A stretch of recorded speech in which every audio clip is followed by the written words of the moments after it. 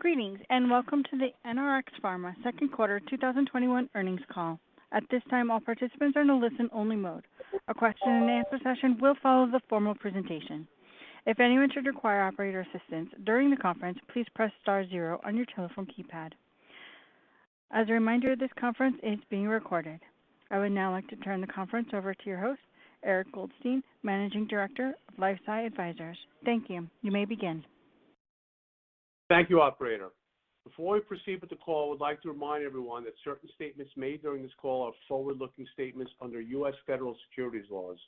These statements are subject to risks and uncertainties that could cause actual results to differ materially from historical experience or present expectations. Additional information concerning factors that could cause actual results to differ from statements made on this call is contained in our periodic reports filed with the Securities and Exchange Commission. The forward-looking statements made during this call speak only as of the date hereof, and the company undertakes no obligation to update or revise the forward-looking statements. Information presented on this call is contained in the press release we issued yesterday and in our Form 10-Q, which may be accessed from the investors page of the NRX website. Joining me on today's call from NRX are Jonathan Jammett, Chairman and Chief Executive Officer, Randy Guggenheimer, Chief Business Officer, and Robert Bestoff, Chief Commercial Officer. Jonathan will provide a summary of the company's progress during the quarter and recent weeks before turning it over to Randy for a review of the company's financial results. Following their prepared remarks, the management team will address investor questions. I will now turn the call over to Jonathan. Thank you, Eric. Good morning, everyone, and thank you for joining us on the inaugural NRX quarterly results call. As we move the company forward rapidly on many fronts, we're also formalizing our investor outreach, and we intend to host regular opportunities for interactive dialogue. We appreciate your attendance today. We look forward to answering your questions on this and future quarterly calls. Yesterday, we issued a press release outlining the encouraging progress made during our last quarter, and in recent weeks, advancing our pipeline of 3 late-stage programs with significant potential in COVID and other respiratory illnesses, a COVID vaccine, and a drug for suicidal bipolar depression. I'll spend just a few brief moments summarizing each of these programs and the developments that we've made over the quarter and in recent weeks. I'll then turn the call over to Randy for a review of our second quarter results. Before we conclude the call, I'll be answering the questions some of you have submitted online, as well as potentially questions from analysts. Before diving into the specifics of each program, it makes sense to reflect for a moment on the change in our company from Q2 2020 to the second quarter of 2021.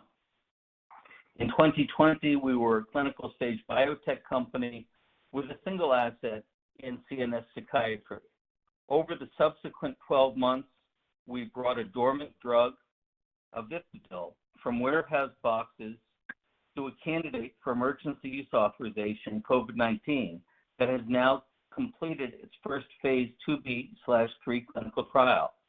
Last month, we were awarded worldwide rights to develop and market a second asset, the Pre-Life vaccine, in a competitive bidding process organized by Israel's government and their Institute for Biological Research.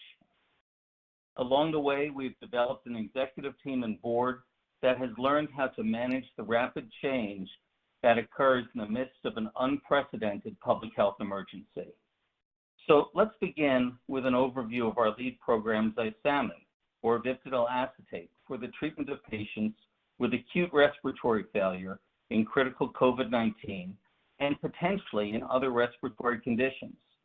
Zysami is our proprietary formulation of Aviptidil acetate, which in turn is the generic term for synthetic, that means manufactured, vasoactive intestinal peptide, or VIP. Aviptidil is a drug ingredient, not a drug, that is manufactured and sold by multiple suppliers around the world. Zysami, based on its manufacturing methods, is a proprietary product. We have signed a collaboration agreement with Relief Therapeutics, under which Relief has rights to share in the profits of our drug based on its commitments to fund development of our drug, all of which is delineated in our security filings. VIP has a unique mechanism of protecting the drug from injury in that it binds specifically to the alveolar type 2 cell that's part of the lining of the air sacs of the lung. VIP has long been known to have potent anti-inflammatory and anti-cytokine activity in animal models of respiratory distress, of acute lung injury, and of inflammation. It stimulates these alveolar type 2 cells to make the surfactant that must coat the lining of the lungs so that the lung can exchange oxygen with the blood. Loss of surfactant causes the alveoli or air sacs to collapse and causes respiratory failure, both of which are hallmarks of critical COVID-19. VIP has also been shown in preclinical models to prevent replication of the coronavirus within those type 2 cells. So VIP's action in protecting the lung, aside from the direct antiviral action, is not COVID specific. It was previously shown in phase 1 to have a striking effect on treating acute respiratory distress syndrome and has shown suggestions of efficacy in treating sarcoidosis and other chronic lung disease. It may have other uses as a treatment for various forms of lung injury. Given the urgency in finding new therapeutic options for the treatment of severe COVID-19, we have rapidly moved Zysami through a robust clinical development plan consisting of 1 recently completed and 3 ongoing clinical trials. Data from a phase 2b/3 randomized controlled trial studying intravenous Zysami in patients with critical COVID-19 has shown a statistically significant difference in the primary endpoint of patients being alive and free of respiratory failure at day 60. These are patients who started out in the ICU when controlling for baseline severity and also controlling for whether they were treated in a tertiary versus a regional hospital. Without controlling for the site of care for the type of hospital, we were able to demonstrate a 2-fold increased odds of survival across all patients and all hospitals in the study at a statistically significant level. Moreover, the patients who received placebo demonstrated a 10-fold increase in the level of IL-6 cytokine. That's the inflammatory cytokine that we discussed earlier by day 7, compared to only a 2-fold increase in IL-6 cytokine among those who were treated with Zysami, irrespective of the site of care or the patient's baseline severity. Those who suffered this cytokine storm, as it's commonly known, were more likely to die from COVID in the ICU than those who did not suffer the cytokine storm. Thus, the EUA submission that's pending before the FDA suggests that a significant biological effect was seen across all patients. A significant effect on survival was seen across all patients without regard to site of care, and the endpoint of whether patients have both survived and recovered by day 60 requires controlling for whether patients were hospitalized in tertiary care or community hospitals. The data have been submitted for peer-reviewed publication. The findings in tertiary care hospitals with Zysami mirror the 6-fold difference in mortality and recovery that was observed in a 45-patient administratively controlled open-label study at the Houston Methodist Hospital, one of the nation's top 10 tertiary care hospitals. Based on these encouraging trials, the National Institutes of Health selected Zysami in its active 3B critical care clinical trial, also called TESICO. NRX has been named an industry partner by the National Institute of Allergy and Infectious Diseases. NIH is funding the costs of the clinical trial, with NRX providing the investigational drug. The trial randomly assigned patients with respiratory failure in critical COVID-19 to Zysami, to Veklury or Remdesivir from Gilead, to Zysami plus Veklury, or to placebo. FDA has designated this as a phase 3 trial which, if successful, may be used in support of new drug approval for Zysami. While we hope that emergency use authorization might be obtained with a single clinical trial, typically a new drug approval will require more than one adequately controlled trial.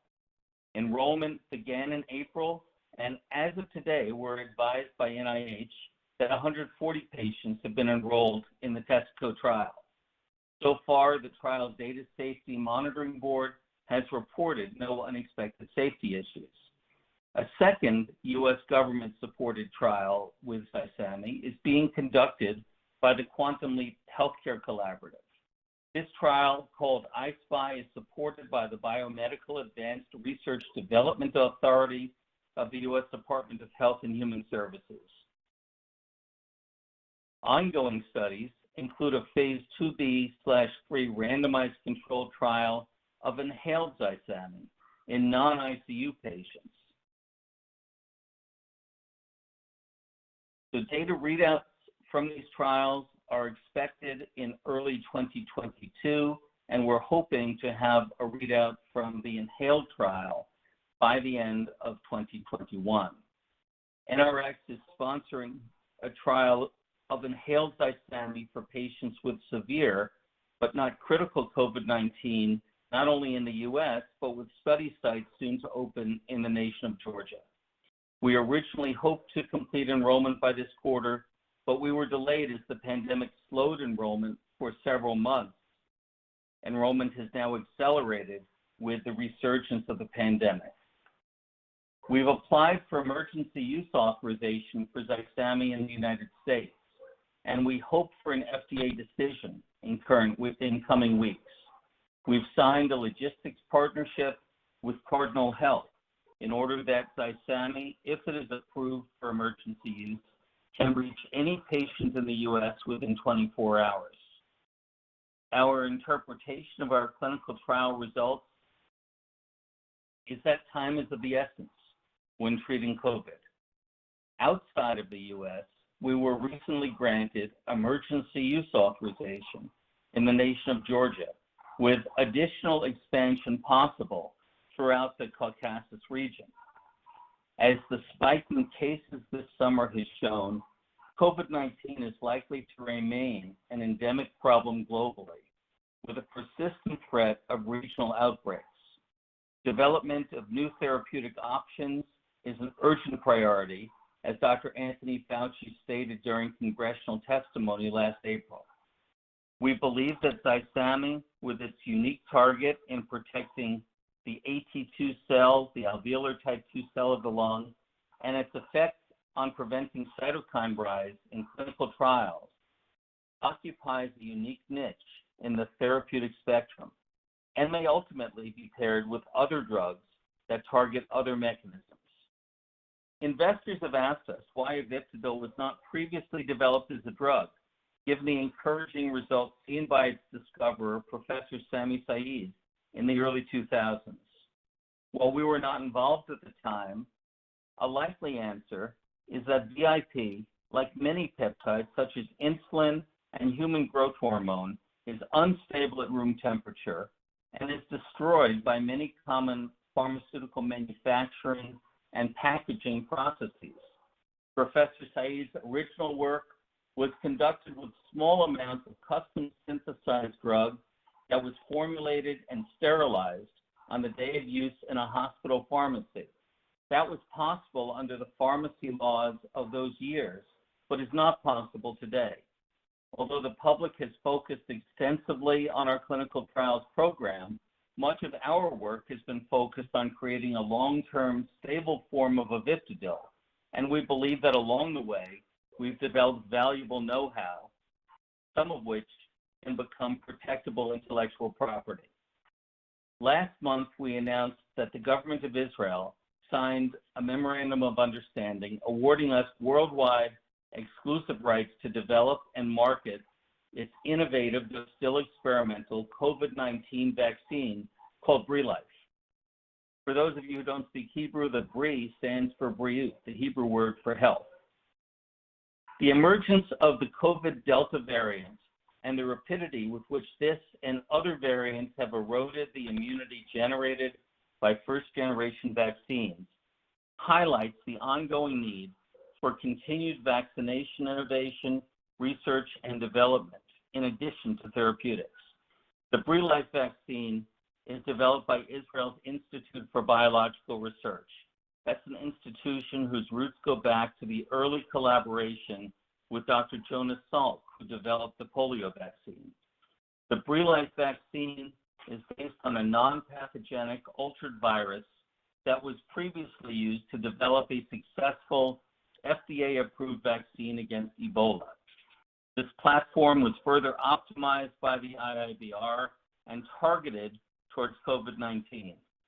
BRILIFE vaccine differs from other COVID vaccines in that it presents the entire spike protein of the COVID virus to the body's immune system, rather than merely a small segment of that spike protein. We believe this may be the reason BRILIFE shows encouraging protection against Delta and other variants in preclinical studies. Additionally, as new variants are discovered, the spike protein complex of those new variants may be rapidly added to the BRILIFE vaccine, thereby expanding the spectrum of coverage and its adaptability to future variants.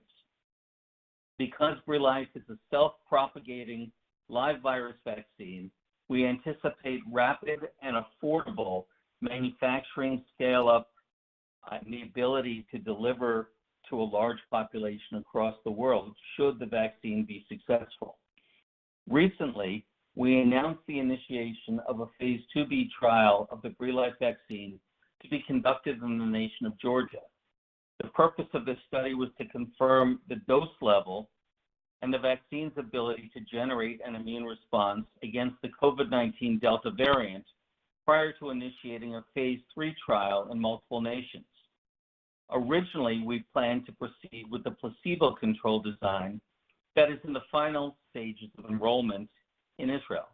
However, just this week, we received indication that the Georgia Ministry of Health would prefer we go straight to a non-inferiority design, an active comparator design against an already approved vaccine.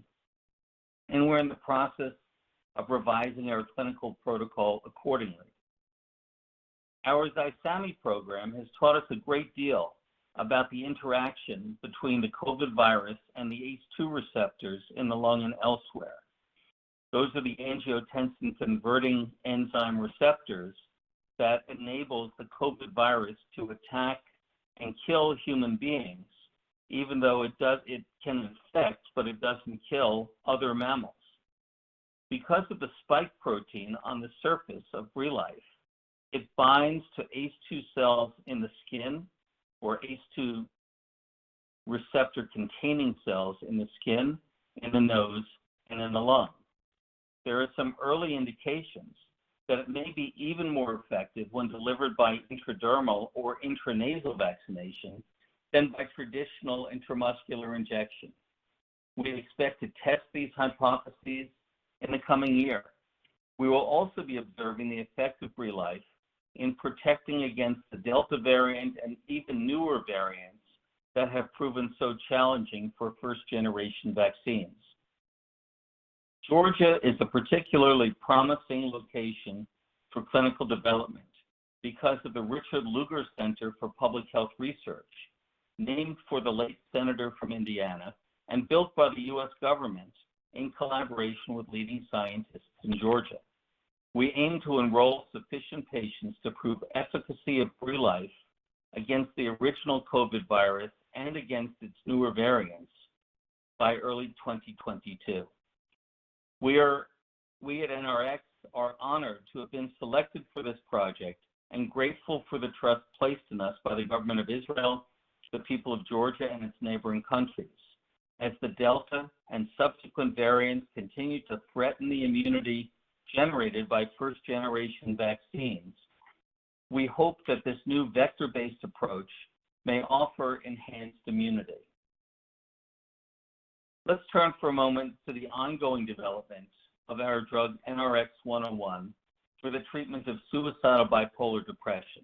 a condition that accounts for a large part of the approximately 50,000 deaths attributed to suicide annually in the United States alone, according to the CDC.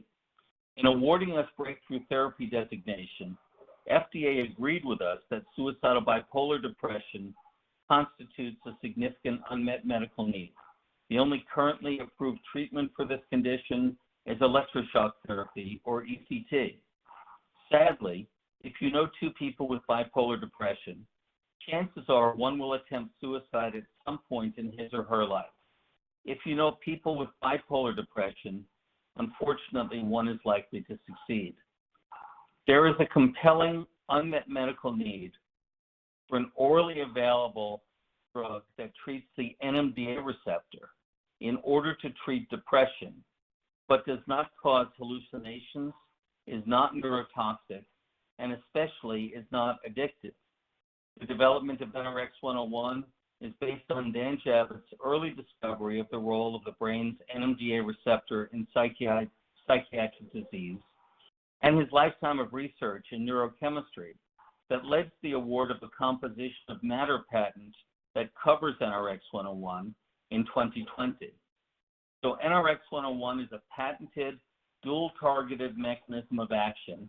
That means it binds to both NMDA and 5-HT2A receptors in the brain, designed to achieve a high level of NMDA blockade without significant NMDA side effects typically associated with the NMDA mechanism, such as the hallucinations that are frequently seen with ketamine.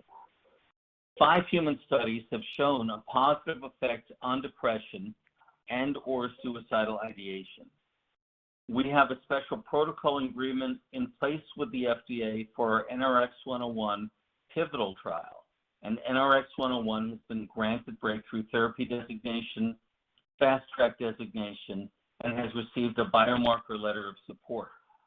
We believe that if our phase 3 pivotal trial results replicate those observed in our phase 2 study, we'll meet FDA criteria for approval and have a path for NDA submission, new drug application submission to the FDA in 2022. This drug potentially represents an important breakthrough for patients who have few therapeutic options, and we believe presents a significant commercial opportunity as well in both suicidal depression and post-traumatic stress disorder, which is also associated with suicidality. The composition of matter patent awarded for the dual target mechanism of NRX-101 is extensible to other dual targeted drugs for major depression and other conditions. We hope to announce a companion drug development program to treat major depression in the near future. With that, I'll turn it over to Randy for a brief overview of our financial results. Before doing so, however, I'd encourage you to notice that the uptick in quarterly loss between 2020 and second quarter 2021 has a substantial non-cash component associated with restructuring our employee stock option plan to meet the legal requirements of the merger with BRPA that we conducted in May. There were also substantial one-time costs associated with effecting the merger. Thus, although we anticipate raising additional investment capital going forward, we've consistently maintained ourselves as a going concern according to U.S. accounting rules. Randy? Thank you, Jonathan. For our second quarter, we reported a net loss of $16 million compared to a net loss of $100,000 for the 3 months ended June 30th, 2020. While this may sound like a large number for a small company, 2/3 of the G&A expenses were non-cash adjustments to earnings associated with reconfiguring our employee option program to meet the legal requirements of the merger and with warrants held by the merger partner. The remaining G&A expenses were largely attributable to one-time expenses associated with the merger. Research and development expenses were $4.7 million during the second quarter, compared to $1.4 million for the prior year period. This was primarily due to an increase in clinical trials and development expenses for Zysami. General and administrative expenses were $12.5 million for the second quarter, compared to $500,000 during the prior year period. This was driven primarily by $5.5 million of consulting fees, of which $4.9 million relates to non-cash consulting fees, and $4 million in stock compensation expense, of which $3.3 million relates to modification of stock options and warrants due to the merger with BRPA. As of June 30th, 2021, cash and cash equivalents were $13.4 million compared to $1.9 million as of December 31, 2020. In addition, we received $9.2 million in cash investments subsequent to June 30, 2021 from the exercise of warrants. As stated in our 10-Q, our core expenses are funded through the next 12 months. Our two major clinical trials are primarily funded by the U.S. government, and we anticipate that the vaccine program will be co-funded by one or more commercial partners. With that, I will turn it back to Jonathan for closing remarks. Thank you, Randy. Before taking questions, I just want to emphasize our continued commitment to rapid, efficient drug development. We've made tremendous progress in our three lead programs in an incredibly short amount of time and have focused our resources and energies in areas of critical unmet medical needs where we can have the most impact. We're confident that we can realize the opportunities before us and look forward to updating you on our continued progress. John, we're ready to take questions. We have a question from Kevin DeGeeter at Oppenheimer. What is the target population of Zysami for EUA? The phase 2b/3 suggests patients on high-flow nasal cannula had better primary outcome. How does that impact on the patient enrollment criteria and subgroup analysis of the ongoing active study? Thank you, Kevin. It's a great question. So the phase 2b/3 trial that we conducted enrolled patients who had critical COVID-19 and respiratory failure. That included patients who were in the ICU or the step-down unit, some of whom were still able to be maintained on high-flow nasal oxygen, and some of whom had progressed to the point where they needed either mechanical ventilation, that is a tube down your throat, or non-invasive ventilation. So the latter patients were obviously far more acutely ill than the former patients. This is something we recognized was going to happen when we developed the protocol with the FDA. So we said from the outset that we would stratify patients by their baseline severity of illness. Initially, we said we'd use the NIAID score, and subsequently we discovered that simply using the baseline level of ventilation was a better way of controlling for baseline severity. Now, the data are a little complicated and are best read rather than recited, but across the board, patients on high-flow nasal cannula, really no matter what kind of hospital they were in, did better on Zysami than on placebo. And we showed substantial differences both in survival and recovery from respiratory failure. Now, it shouldn't be a surprise to anybody that the people who were less acutely ill going into the study, the people on high-flow nasal cannula, did better than the people who were more acutely ill, who had already progressed to being on ventilation. In the tertiary care hospitals, the people on ventilation also did better on Zysami than on placebo. But once we got to the community hospitals, who were in the midst of that horrible surge between December and January, there was very little survival of patients either on drug or placebo once they had progressed to intubation. So I think we can say from the clinical trial results alone that all the patients in the tertiary care hospitals, which is about 3/4 of the sample, did substantially better on drug than on placebo. And everybody on high-flow nasal cannula, if you catch those patients early, if you can catch patients before they get to needing intubation, they're going to do better on drug than placebo in this trial. Now, if you look at the cytokine data, everybody on drug, or I should say the mean value of cytokine level on drug, was substantially lower, 5-fold lower than on placebo. You saw that 10-fold increase in cytokine across the placebo group versus a 2-fold increase across the drug-treated group. And that was regardless of site of care or baseline severity. So I think it's fair to say that we saw the biologic effect pretty much across all patients, but how patients ultimately did in terms of survival and recovery was affected by whether they were in a leading tertiary care hospital versus community hospitals that may have been less well equipped to deal with this absolutely lethal disease. Does that get your question? Yes, thank you. So another follow-up question from Kevin DeGeter at Oppenheimer. What is the development plan of inhaled Zysami? Should we expect it to replace the IV formulation, or will the two formulations target different patient populations?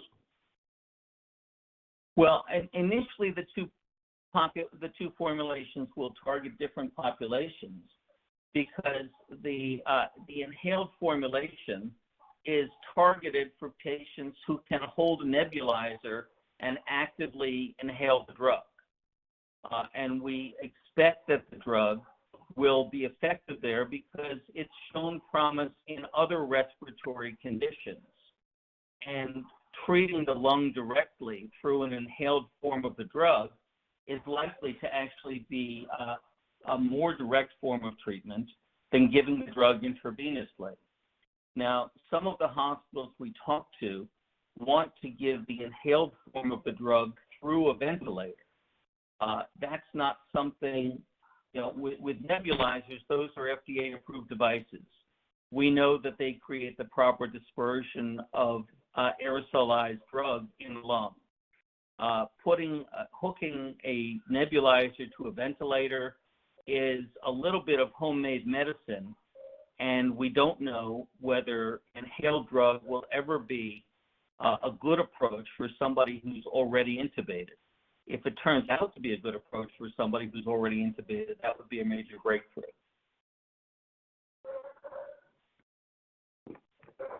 Okay, great. Thank you. Now some questions from investors. When will you get EUA? Well, as biotech investors know, the approval conversation with FDA is a dynamic scientific interaction.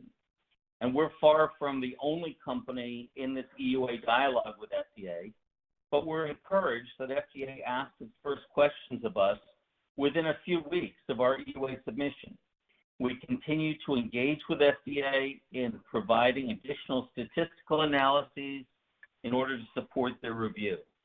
Given the limited therapeutic options that are available to patients with critical COVID-19, we remain firm in our belief that the results of our phase 2b/3 study demonstrate clear and statistically significant improvement in patient survival and warrant a grant of emergency use. Okay, thank you.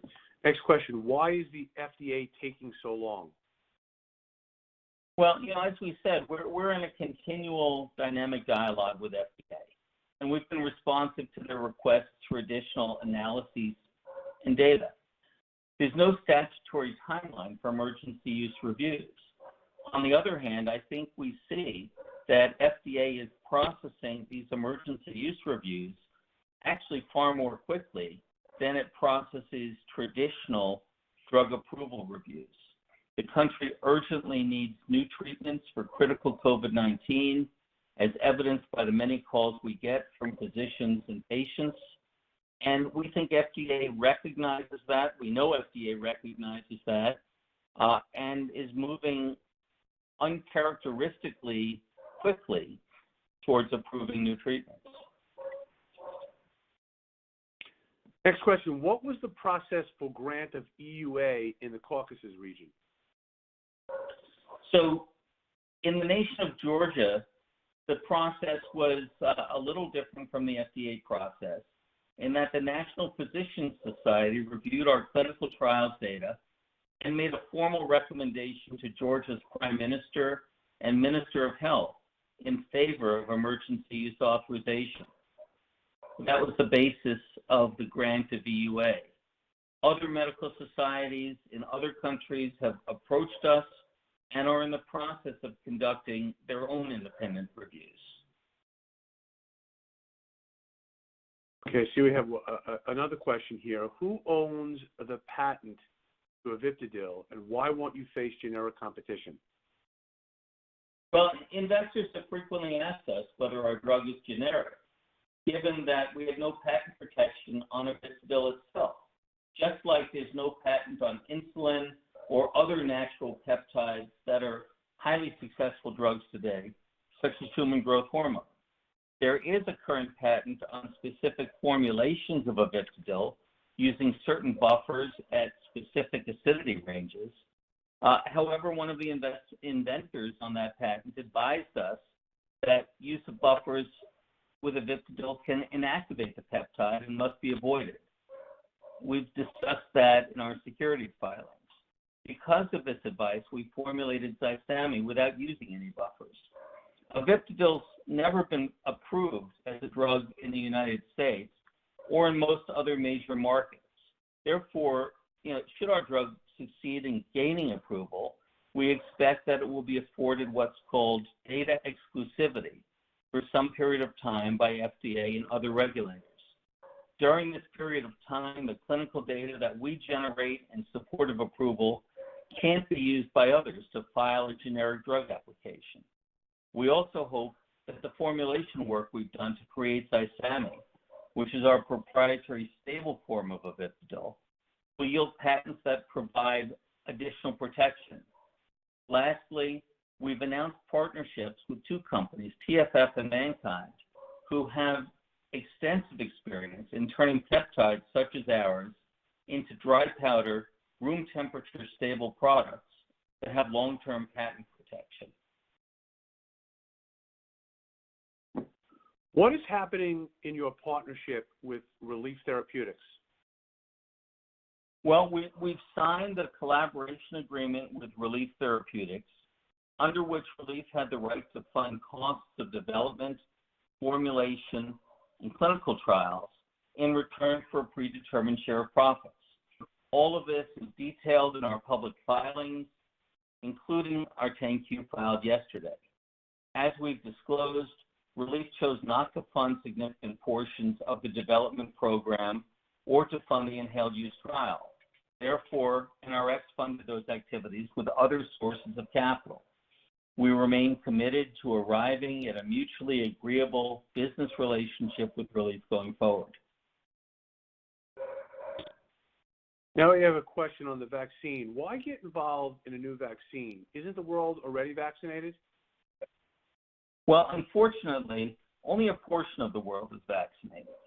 And we're seeing even vaccinated patients contract, get hospitalized, and die from new variants of COVID, like the Delta variant. We believe the Free-Life vaccine has potential to demonstrate more robust immunity against new variants of the disease. And we expect that data in support of this view will be released to the public in the near future. Moreover, the Free-Life vaccine is unique in that it binds to ACE2 receptors in the nose and in the lung.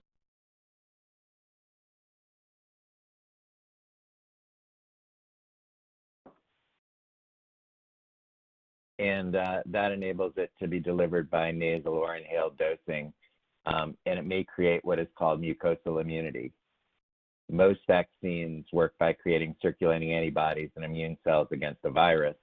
Mucosal immunity means that the cells lining the lung and respiratory tract become immune to the virus as well.